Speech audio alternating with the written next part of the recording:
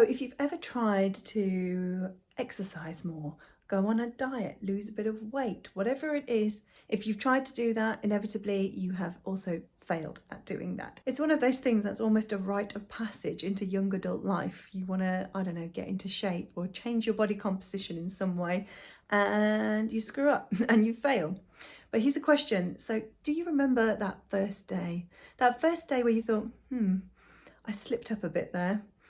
And then all of a sudden that day becomes 2 days, and those 2 days become 3 days, and then it's a week, and then it's a month, and then you're straight back into those bad habits that got you where you didn't want to be before you started. Well, I'm here to help you with that. I'm here to help you recognize and identify when that slip is happening so you can ensure your slip does not become a slide. I'm going to give you a step-by-step guide in how to do that. So to help me in this, I can talk about my own bad day that I had literally just 2 days ago. So about 2 days ago, I overate on my calories and I didn't move as much as I wanted to or had planned to. And there is a reason for that, which we're going to go into. So there's something that I want you to do first. If you've had that bad day, or you've had that day where you haven't quite kept the promises you made to yourself, and that is acknowledge it. We know when we've done the wrong thing, but sometimes we refuse to acknowledge it. But what I like to do is think about it like this.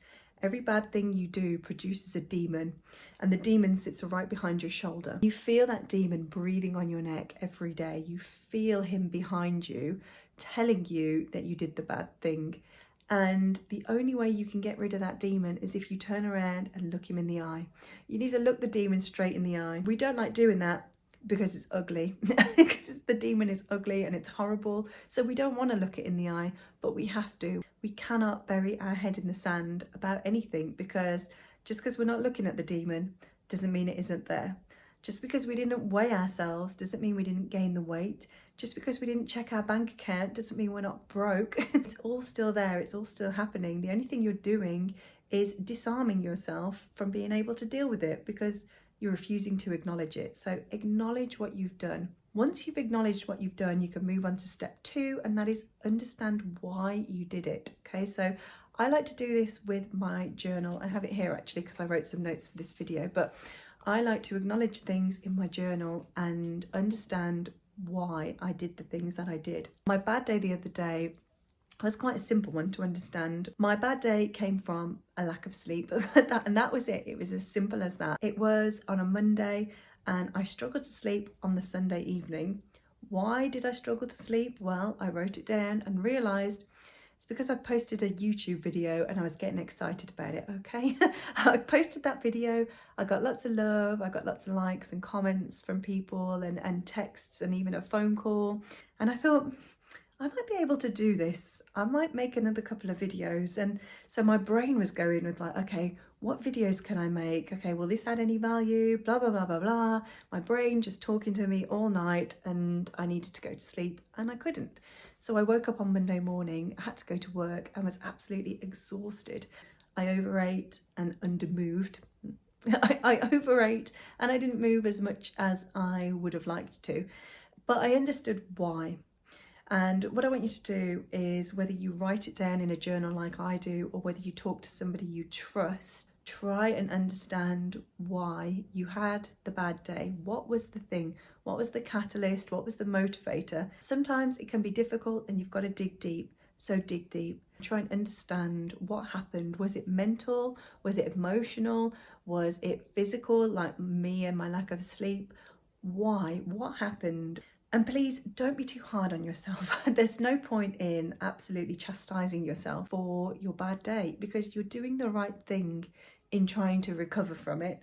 So do not be too harsh on yourself whilst you are writing. Dear diary, why am I such a piece of... So as soon as you've understood why and you've understood what happened to make you derail from your progress, you can start to think of ways to ensure that doesn't happen again. Try and think about different coping mechanisms. Like I say, I wish I could stop the bad days from happening. That's not going to happen. But what you can do is get strategies in place to deal with those things as they come. So if you, for example, you've overate because you had an argument with your spouse, partner, somebody you love, and your comfort was eating, can you think of something else? Is there some other way you could deal with that that doesn't involve derailing? Is there any other way you can cope with these stressors? And it doesn't have to be that you completely stay stringent on whatever plan you're on. Maybe you can deviate, but you can do it consciously. My example for you is sometimes I would stress eat in my kitchen and I would eat a treat or maybe, 2 or 3 treats at my kitchen counter to sort of try and combat this impulsive eating, this emotional eating. I say, right, you can have the treat, Jen, but you got to take it over to the sofa and you've got to sit down with it with a drink. Go and sit down and acknowledge what you're doing, okay? And sometimes I would still eat the thing, but it wouldn't feel so impulsive and out of my control. I encourage you, figure out your why and then figure out, is there another way you can deal with it? Is there another way you can get through those stressful moments or whatever it is and not completely derail yourself? The next thing, and this is potentially one of the most important points that I have to make, is to not overcompensate. So do not overcompensate when you've had a little bit of a derail. So I like to think of it like this. If you're driving your car on an icy road and it starts to skid a little bit, the worst thing you can do is slam the brakes on and turn the wheel in the other direction. It's just going to equal disaster. You're overcompensating. All you need to do is slowly veer back onto the path, back onto the road, onto the straight and narrow, and keep going. Don't overcompensate. Don't yank that wheel. The most common ways I've seen are, I've overeaten 500 calories today, so I'm going to undereat by 500 calories tomorrow. Aha. Tricking the system is what you think you're doing, but you're not doing that. You're setting yourself up for failure. If you're going to overeat one day, undereat the other day, it's just a terrible cycle to get yourself in. If you've overeaten one day, forget about it. Just put it to one side and then move on to the next day and carry on as you were. Don't overcompensate. Don't say, I skipped a workout today, I need to do 2 tomorrow. Don't say, I ate too much today, so I need to eat less tomorrow.